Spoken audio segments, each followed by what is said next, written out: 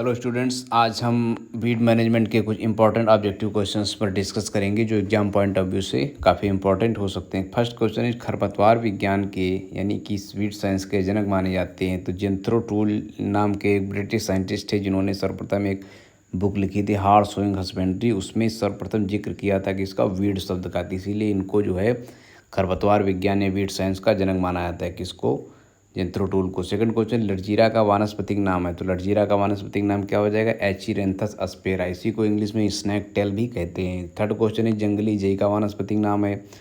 तो जंगली जई का वानस्पतिक नाम क्या हो जाएगा? अवेना फतुआ। फोर्थ क्वेश्चन, गाजर घास का वानस्पतिक नाम है। तो गाजर घास का वानस्पतिक नाम क्या होगा? पार्थेनियम हिस्ट्रोफोरस। ये बहुत ही ज़्यादा इंपॉर्टेंट क्वेश्चन हो सकता है। फोर्थ क्वेश्चन है ना। फिफ्थ क्वेश्चन, मोथा का वानस्पतिक नाम। मोथा साइप्रस रोडेंटिस, जिसको सेज कैटेगरी में रखा जाता है, सेज ग्रुप में, तो याद रखना है। फिफ्थ क्वेश्चन, मोथा का वानस्पतिक नाम Cyperus rotundus. Six question, canary grass का वानस्पतिक नाम। तो इसका फोर्थ ऑप्शन सही हो जाएगा Phalaris minor.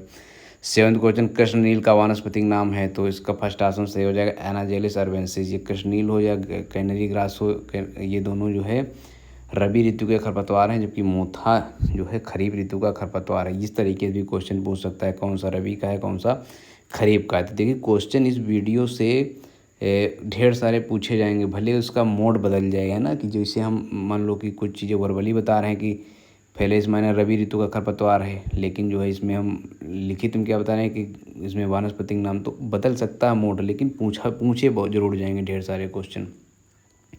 Seventh question, Krishnaneel का वानस्पतिक नाम है। फर्स्ट ऑप्शन से हो जाएगा एनाजेलिस अर्वेंसिस। एट्थ क्वेश्चन है सत्यानाशी। सत्यानाशी, इसको मैक्सिकन पैडी भी कहते हैं, और ये जो है मस्टर्ड यानी सरसों के बीज की तरह इसका दाना दिखता है, इसलिए सरसों के साथ इसकी सीड मिमिक्री यानी सरसों का ये ऑब्जेक्शनेबल बीट भी, ये भी पूछा जाए सरसों का ऑब्जेक्शनेबल बीट, तो ये अर्जीमोन मैक्सिकाना हो जाएगा। लेकिन यहाँ पर हम बात करें सत्यानाशी का वैज्ञानिक नाम, तो क्या है? अर्जीमोन मैक्सिकाना। नाइन्थ क्वेश्चन, जंगली चौलाई। तो इसका वैज्ञानिक नाम हो जाएगा अमरंथस वायरडिस। तो नाइन्थ क्वेश्चन का थर्ड ऑप्शन सही हो जाएगा। टेंथ क्वेश्चन, टेंथ से पहले देखिए एक इसमें आ गया है एक्स्ट्रा क्वेश्चन, जिनमें खरीफ ऋतु का खरपतवार है। तो खरीफ ऋतु का खरपतवार कौन सा हो जाएगा? खरीफ देखिए पहला ऑप्शन फेलेस माइनर, तो ये गेहूं का मामा है, यानी कि गेहूं के साथ उगेगा, यानी रबी ऋतु का खरपतवार। दूसरा एस्पोडिलस ट्यूनिफोलियस, तो ये क्या हो जाएगा? जंगली प्याज, तो यानी कि प्याजी, तो ये भी किसके साथ उगेगा? ये भी उगता है जो कि बलुई मिट्टी में, खासकर बांगर क्षेत्र में रबी सीजन में ये खरपतवार उगता है ना। टेंथ क्वेश्चन, बरसीम का मिमिक्री खरपतवार है। तो नाइन्थ ये टेंथ के पहले इचोनोक्लोआ कोलोनम, ये जो है जंगली धान होता है ना, यही है खरीफ ऋतु का खरपतवार। फोर्थ है चिकोरियम एंटाइबस, ये क्या है? ये जंगली पालक होती है। तो ये जंगली पालक, गेहूं का मामा, स्पोटिलस टीनिफोलिया यानी प्याजी, ये सभी रबी ऋतु के खरपतवार है। इचोनोक्लोआ कोलोनम जो है खरीफ ऋतु का है। टेंथ क्वेश्चन, बरसीम का मिमिक्री खरपतवार है। देखिए बरसीम का मिमिक्री खरपतवार चिकोरियम एंटाइबस है, याद रखिएगा। बरसीम के बीजों को बरसीम के बीजों से चिकोरियम एंटाइबस के बीजों को अलग करने के लिए 5% नमक के घोल का उपयोग किया जाता है।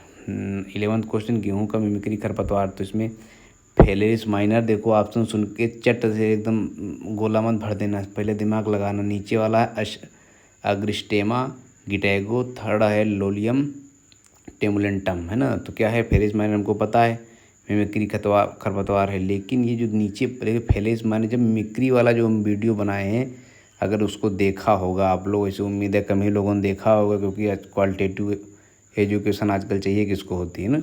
लेकिन अगर किसी ने देखा हो तो उसमें जो है, जो हमने मिमिक्री बीट का वीडियो बनाया था, उसमें बताया था फेलेरिस माइनर जो है ये मिमिक्री खरपतवार है किसका?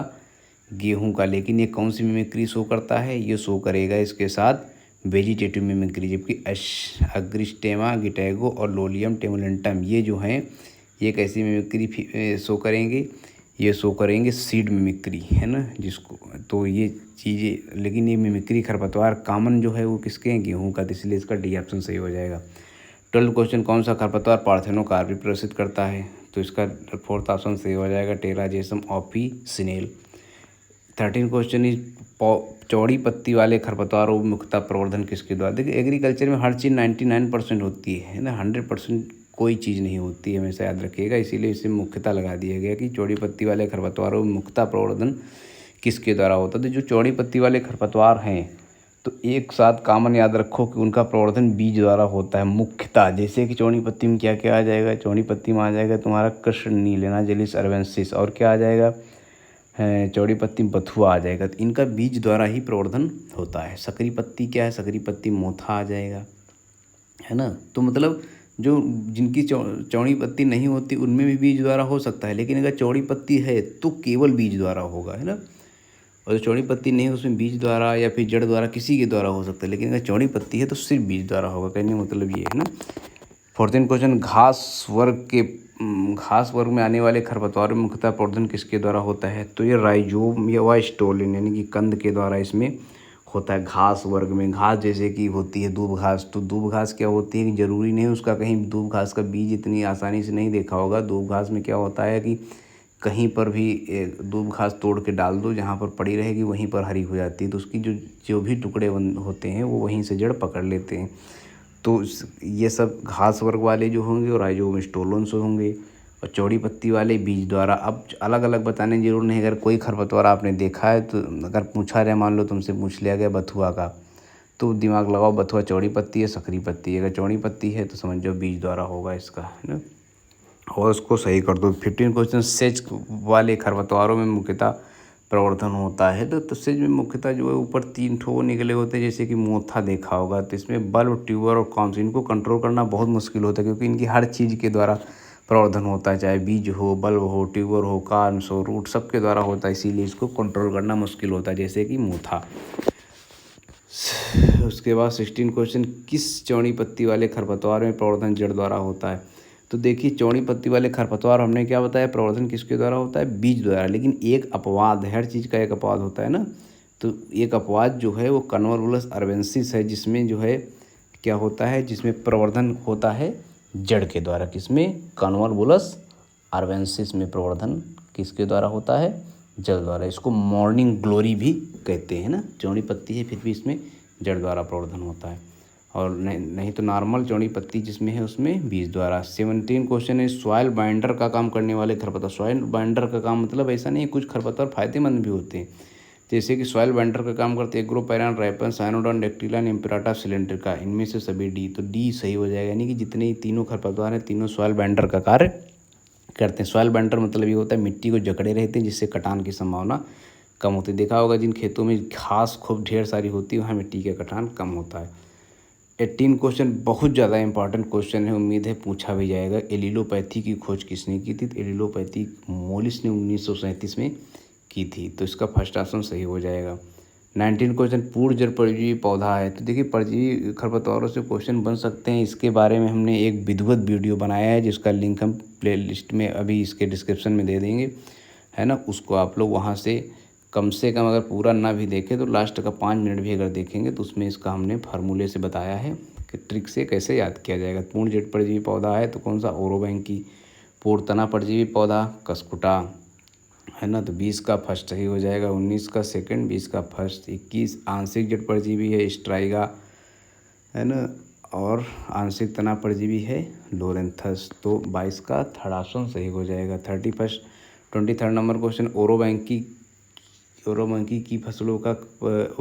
किन फसलों का परजीवी खरपतवार है ना, तो सरसों, चना, टमाटर और इनमें से सभी 4 ऑप्शन है। तो इसमें जो है इनमें से सभी हो, लेकिन और भी चीज़ें हैं, जैसे कि टमाटर के साथ साथ तंबाकू और ब्रिंजल। अगर ये मान लो पूछ ले ब्रिंजल में कौन सा परजीवी खरपतवार लगता है, तो वो ओरोबैंकी है। तो मतलब क्वेश्चन का फॉर्मेट बदलेगा, लेकिन क्वेश्चन ढेर सारे मिलेंगे, इस बात की एकदम पक्का श्योरिटी है ना। तो ओरोबैंकी किन फसलों को परजीवी है, सरसों, टमाटर, चना। तो डी हो जाए इनमें से सभी है। 24 क्वेश्चन, आम का परजीवी खरपतवार। देखा होगा आम में एक छोटा छोटा सा एकदम बेल जैसी कभी कभी दिख जाती है, तो वो क्या है, लोरेंथस होता है, जो कि आम का आंशिक तना परजीवी खरपतवार है, लोरेंथस। 25 नंबर, क्रीपिंग पेरिनियल खरपतवार का उदाहरण है। देखिए क्रीपिंग पेरिनियल खरपतवार वो होते हैं कि जो बहुवर्षीय खरपतवार, वे बहुवर्षीय खरपतवार जिनका प्रवर्धन बीज के अलावा पौधे के अन्य भागों से होता है, क्रीपिंग पेरिनियल कहलाते हैं ना। तो इसका इस तरह से डिफिनीशन से भी पूछ ले अगर क्या कहलाते हैं, तो क्रीपिंग पेरिनियल सही हो जाएगा, है ना। और फिलहाल इसमें क्या हमने क्वेश्चन बनाया कि क्रीपिंग पेरिनियल खरपतवार का उदाहरण है तो first option Cyperus rotundus, second Cynodon dactylon, fourth है इम्पेराटा सिलेंड्रिका। तो थर्ड इम्पेराटा सिलेंड्रिका और फोर्थ है इनमें से सभी। तो इसका क्या हो जाएगा डी, इनमें से सभी। ये सब कीपिंग पेरेनियल के उदाहरण अच्छी तरीके से जो हम बताए जा रहे हैं इसको अच्छी तरीके से आप लोग कंठस्थ करिए। और लास्ट एग्ज़ाम है तो लास्ट एग्ज़ाम जो है अच्छे से दीजिए और उम्मीद करिए कि क्योंकि फोर्थ सेमेस्टर में पूरा का पूरा रावे, मतलब फोर्थ ईयर में 7th और 8th सेमेस्टर में पूरी तरीके से रावे।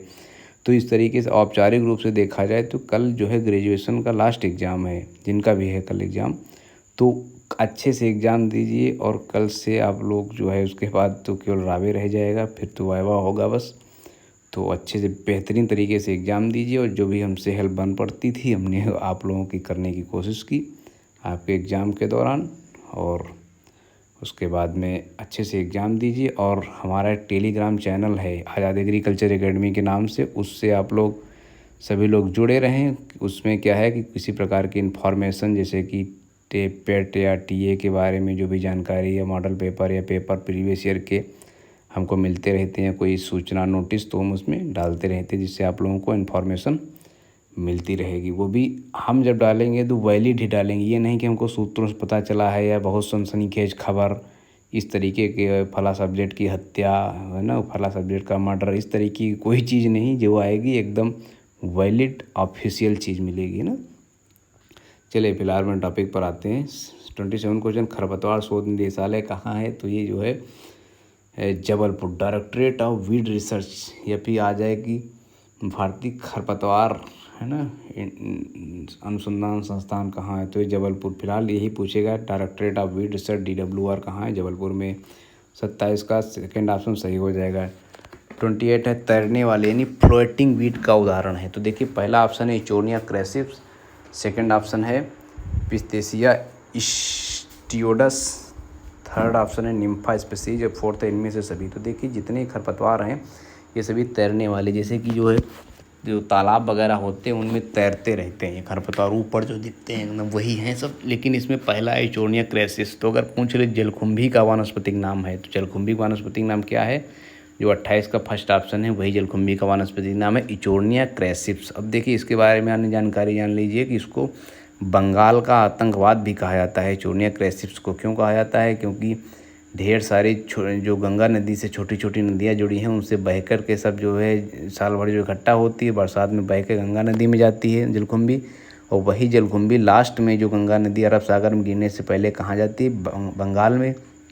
तो बंगाल में जो छोटे छोटे गांव होते हैं उनमें जो है क्या होता है कि वहाँ जिनके बगल से गंगा जी निकली हैं तो वहाँ पर पुल में ढेर सारी फंस जाती है जलकुंभी, जिसकी वजह से पानी निकल नहीं पाता है तो गांव के गाँव बह जाते हैं ना। तो इसीलिए इसको बंगाल का आतंकवाद कहा जाता है, किसको? इचोनिया क्रेसिप्स को। अगर बोर्ड पे आप लोगों को पढ़ाएं तो हम गारंटी दे रहे हैं कि अगर 10 लेक्चर हम पढ़ा दें वीड साइंस के तो आप लोग 50 में 50 क्वेश्चन सही करेंगे। लेकिन चलिए फिलहाल कोई नहीं, इसी में देखते हैं। 29 नंबर क्वेश्चन, ऐसे खरपतवार जो पूर्ण रूप से अनुपयोगी होते हैं तथा जिनका कंट्रोल करना बहुत मुश्किल होता है कहलाते हैं। तो ये नॉक्सियस वीड होते हैं, जैसे कि लेंटाना कैमरा, साइप्रा रोटेंडस, ये सब क्या है? पार्थेनियम, नॉक्सियस वीड के उदाहरण भी हैं। 30 नंबर क्वेश्चन, पार्थेनियम यानी गाजर घास का जैविक प्रवर्धन है। तो पहला ऑप्शन है जो यही इंपॉर्टेंट है, पूछेगा जाइगोग्रामा बाइकोलोराटा से किसका नियंत्रण करते हैं? तो पार्थेनियम से, पार्थेनियम का। लेकिन इसके तीनों ऑप्शन हमने दे दिए हैं, कुछ भी पूछ सकता है। अगर हार्ड भी बनाएगा तब भी आप लोगों का पेपर ख़राब नहीं होगा। कि पहला ऑप्शन है जाइगोग्रामा बाइकोलोराटा, सेकंड है एपीब्लेमा स्ट्रीनुआना, थर्ड है पक्सिनिया एब्रप्टा। तो इन सभी के द्वारा जो है पार्थेनियम का कंट्रोल करते हैं, तो इसलिए 30 का डी ऑप्शन सही हो जाएगा। 31 है लेंटाना कैमरा का जैविक प्रबंधन है। पहला ऑप्शन एग्रोमाइजा लेंटानी, देखिए पहला ऑप्शन में तो लेंटानी है ना। सेकंड तो ये तो बहुत ही आसानी से याद रहेगा। सेकंड है यूरोप्लेटा गिलार्डी, थर्ड है ऑक्टोटोमा स्कैब्रिपेंस। तो ये जो है तीनों के द्वारा इसका जैविक प्रबंधन किया जाता है, इसलिए जो है इसका फोर्थ ऑप्शन सही हो जाएगा इनमें से सभी। 32 नंबर, अंधी गुड़ाई और आग लगाकर किस फसल में खरपतवार नियंत्रण करते हैं? देखिए अगर बात करेगा अंधी गुड़ाई की तो अंधी गुड़ाई केवल यहाँ पर अंधी गुड़ाई की बात नहीं हो रही है, समझने वाली बात है। यहाँ पर अंधी गुड़ाई के साथ साथ और किसकी बात हो रही है? आग लगाकर, यानी कि ब्लाइंड होइंग अंधी गुड़ाई को कहेंगे। और जो है क्या आग लगाने को क्या कहेंगे, फ्लेमिंग, है ना। तो दोनों का उपयोग किस में किया जाता है, तो अगर दोनों की बात करें तो ये उपयोग किए जाएंगे किस में, ये गन्ने में उपयोग किए जाएंगे। क्योंकि देखिए यहाँ पर दोनों की बात कर रहा है ना, तो इसमें गन्ना ऑप्शन सही होगा। और ऑप्शन गन्ना कौन सा है, तो ये गन्ना जो है आपका सेकंड ऑप्शन है। क्योंकि अंधी गुड़ाई के लिए कहीं कहीं पर धान भी मेंशन है, लेकिन अंधी गुड़ाई के साथ साथ यहाँ आग की भी बात कर रहा है, तब इसमें क्या सही हो जाएगा, गन्ना, है ना। प्रथम सिलेक्टिव खरपतवारनाशी कौन सा। सिलेक्टिव मतलब ये होता है कि मान लो कि किसी खेत में, गेहूं के खेत में हमने देखा कि कृष्णनील खड़ी है, जमाई है, तो कृष्णनील को ख़त्म करने के लिए से वो जब गेहूं की फसल में हम डालेंगे 2,4-D, तो केवल कृष्णनील को ही मारेगा सेलेक्ट करके, और बाकी जो दूसरा होगा गेहूं हमारा उसको नुकसान नहीं होगा। लेकिन ये याद रखेंगे, क्वेश्चन ये भी बन सकता है कि 2,4-D कितने दिनों तक असरकारी होती है, तो ये केवल बुआई के, फसल बुआई के 30 दिन तक असरकारी होती है ना। तो प्रथम सिलेक्टिव खरपतवारनाशी कौन था, 2,4-D था सिलेक्टिव खरपतवारनाशी, जो 1940 में इसका उपयोग पहली बार किया गया। चौथे नंबर, कीटनाशी अधिनियम भारत में कब आया, है ना, तो ये 1968 में आया। तो इसका 34 का थर्ड ऑप्शन सही हो जाएगा। 35 नंबर, भारत में पेस्टिसाइड का प्रति हेक्टेयर औसत उपयोग किया जाता है, तो ये 200, देखिए इससे 2-3 क्वेश्चन बन सकते हैं, सभी देख लीजिए। भारत में पेस्टिसाइड का औसत उपयोग प्रति हेक्टेयर किया जाता है तो 270 ग्राम। अब बात कर लें कि सबसे ज़्यादा हर्बिसाइड विश्व में सबसे ज़्यादा हर्बिसाइड का उपयोग जापान में किया। देखिए हमने हर्बिसाइड की बात करें, पेस्टिसाइड की नहीं, है ना। तो हर्बिसाइड का सबसे ज़्यादा उपयोग क्या किया, जापान में। अब पेस्टिसाइड की बात की जाए भारत में अगर, तो सबसे ज़्यादा पेस्टिसाइड कहाँ उपयोग किया जाता है, ये उपयोग किया जाता है करीब करीब 740 ग्राम एवरेज में प्रति हेक्टेयर में उपयोग किया जाता है पंजाब में। उसके बाद हरियाणा, फिर महाराष्ट्र। 36 है प्री इमर्जेंस खरपतवारनाशी। प्री इमर्जेंस मतलब जो वे खरपतवारनाशी, वे हर्बिसाइड, वे दवाएं, वे केमिकल जो है फसल उगने से पहले ही खेत में डाल दिए जाते हैं। तो वो कौन कौन से हैं, पेंडिमेथिलीन, एलाक्लोर और ब्यूटाक्लोर। तो डी हो जाएगा इनमें से सभी। 37 नंबर, पोस्ट इमर्जेंस वे खरपतवार जो हमने देखा कि हमारे खेत में फला खरपतवार की संख्या बहुत ज़्यादा है, तो बथुआ मान लो बहुत ज़्यादा है, तब हम क्या डालेंगे, 2,4-D डालेंगे। या हमने देखा गेहूं का मावा बहुत ज़्यादा है, तो क्या डालेंगे, सल्फोसल्फ्यूरान डालेंगे। तो ये सब चीज़ें जब डालेंगे खरपतवार उगने के बाद, तो इसीलिए इसको क्या कहेंगे, पोस्ट इमरजेंस, है ना। तो इसका डी ऑप्शन सही हो जाएगा। 38 नंबर, सिलेक्टिव खरपतवारनाशी के उदाहरण हैं, तो पहला एट्राजिन, दूसरा पेंडिमेथिलीन, तीसरा 2,4-D। सिलेक्टिव मतलब जो सिलेक्ट करके केवल खरपतवार को मारता है ना, तो इसका फोर्थ होगा इनमें से सभी। 39 नंबर, नॉन सिलेक्टिव खरपतवारनाशी का उदाहरण। नॉन सिलेक्टिव खरपतवारनाशी जैसे कि आप लोग जानते होंगे, जो लड़के खेत में मतलब जिनके खेत होंगे, जिन लोगों के, वो जानते होंगे मीरा 71 जो है वो भी नॉन सिलेक्टिव खरपतवारनाशी है ना, जो कि ग्लाइफोसेट में आएगा, है ना। तो नॉन सिलेक्टिव खरपतवारनाशी का उदाहरण है पैराक्वाट, ग्लाइफोसेट, सोडियम क्लोरेट। तो ये डी इसमें से सभी हो जाएगा। 40 नंबर, एनेलिड्स ग्रुप के खरपतवारनाशी। ग्रुप से भी पूछा गया किस ग्रुप का कौन खरपतवारनाशी। एनेलिड जो है प्रोपानिल, एलाक्लोर, ब्यूटाक्लोर। देखो जिसमें लास्ट में क्लोर जुड़ा हो सभी एनेलिड्स के खरपतवारनाशी हो जाएंगे। प्रोपानिल अलग से याद रखना चाहिए, सब क्या है, एनेलिड्स ग्रुप के खरपतवारनाशी है। तो इसका डी ऑप्शन सही हो जाएगा। ठीक है। 41 नंबर क्वेश्चन, भारत में अब तक कुल कितने खरपतवारों को खरपतवारनाशी से रेसिस्टेंस सिद्ध किया जा चुका था। तो लगभग 3। अभी भारत में इतना ज़्यादा उपयोग नहीं होता हर्बिसाइड, इसीलिए कम है। 42 नंबर, खरपतवारनाशी से अवरोधित प्रथम वीट था। पहला खरपतवार कौन था जिसको देखा गया कि इसने अपने अंदर रेसिस्टेंसी डेवलप कर ली है, तो वो कौन था, सेंसियो वल्गेरिस। तो सेंसियो वल्गेरिस जो था, ये सर्वप्रथम अमेरिका में इसने शो की थी रेसिस्टेंसी। और किसके खिलाफ, ट्रायाजीन जो होता है इस ग्रुप में, ट्रायाजीन ग्रुप में, जैसे एनेलिड्स ग्रुप में आ रहे थे एलाक्लोब्यूटाक्लोर, से ट्रायाजीन ग्रुप में एट्राजीन, सिमेजिन, ये सब आते हैं खरपतवारनाशी, है ना। तो इसमें जो है ट्रायाजीन जो है वो सेंसियो वल्गेर जो है वो ट्रायाजीन के प्रति खरपतवार रेसिस्टेंस हुआ था। 43 नंबर, 2,4-D अवरोधी खरपतवार है। तो 2,4-D डाकस कैरोटा और कैमेलिना डिफ्यूजा, ये दोनों जो है आजकल 2,4-D से नहीं मर रहे हैं, यानी 2,4-D अवरोधी खरपतवार हो गए हैं। 44 नंबर, एट्राजिन का ट्रेड नेम है। तो एट्राजिन, एट्रेक्स और एट्राफाब, तो एट्राट्रिक्स और एट्राफाप दोनों जो है ट्रेड नेम किसके हैं? ट्राइजीन के। ट्रेड नेम से क्वेश्चंस पूछे जा सकते हैं। लासो का ट्रेड नेम किसका है? तो याद रखो एलाक्लोर, लासो, ब्यूटाक्लोर, मचेटी। तो लासो किसका ट्रेड नेम है? एलाक्लोर का। और मचेटी किसका ट्रेड नेम है? ब्यूटाक्लोर का। तो 45 का फर्स्ट ऑप्शन सेव हो जाएगा, 46 का सेकेंड। 48 वैसालिन ट्रेड नेम है, तो थर्ड ऑप्शन इसका सेव हो जाएगा, फ्लूक्लोरारिन का। 49 नंबर टोक E25 नेम है, ट्रेड नेम किसका है? तो ये जो नाइट्रोफेन का, नाइट्रोफेन का क्या ट्रेड नेम है? टोकी 25। 49 का फोर्थ ऑप्शन सही हो जाएगा। 50 राउंड अप नाम से बाजार में कौन सा खरपतवार नाशी आता है? तो ग्लाइफोसेट जो है वो राउंड अप नाम से बाजार में आप लोगों को मिल जाएगा। देखिए हमने इसी अभी वीडियो के लिंक में एक प्रीवियस ईयर का पेपर और एक पुरानी क्लास थी, जो पिछले साल जो पेपर हुआ था उसके एक दिन पहले हमने वो क्लास बनाई थी और उससे 24 क्वेश्चंस आए थे। आप वो पेपर और वो क्लास हम दोनों इस लिस्ट में डाल देंगे, वो आप लोग भी अच्छे से देख लीजिए। और उससे ढेर सारे क्वेश्चन कल मिलना है ना। अगर ये 3 वीडियो आप लोग देखेंगे तो इससे ढेर सारे क्वेश्चन मिलना है। लेकिन देखने का मतलब ये नहीं देख लिए मिल जाएंगे, उसके बाद सही करना और अच्छे से याद करना तो आपका काम है ना। 50 नंबर क्वेश्चन, राउंड अप नाम से बाजार में कौन सा खरपतवार नाशी आता है? तो ग्लाइफोसेट फर्स्ट ऑप्शन से हो जाएगा। 51 नंबर क्वेश्चन, 2,4-D का ट्रेड नेम क्या है? तो सेकंड ऑप्शन इसका सेव हो जाएगा, plant guard. 52 number question, sulfosulfuron का ट्रेड नेम है, तो लीडर नाम से बाजार में आता है। 2,4-D किस नाम से आता है? प्लांट गार्ड के नाम से। 53 प्रोपानिल का ट्रेड नेम है, तो स्टाम्प F34 ये जो है प्रोपानिल का ट्रेड नेम है। बाकी जो है आज़ाद एग्रीकल्चर एकेडमी का जो टेलीग्राम ग्रुप है उसमें भी आप लोग जुड़े रहें। और आज देखिए लास्ट पेपर है, सभी 6 सेमेस्टर के बच्चे जो पेपर देने आने के बाद ज़रूर बताएं अगर इससे क्वेश्चंस फंसे हैं ना। आप लोग जो बताते नहीं, हम वैसे तो आमतौर पर ये सब नहीं कहते हैं कि ये कमेंट करो, फलाना करो, ढिकाना करो, लेकिन आज हम बता रहे हैं कि पेपर देख लौटने के बाद ज़रूर बताएं कि क्वेश्चंस आए कि नहीं आए, है ना।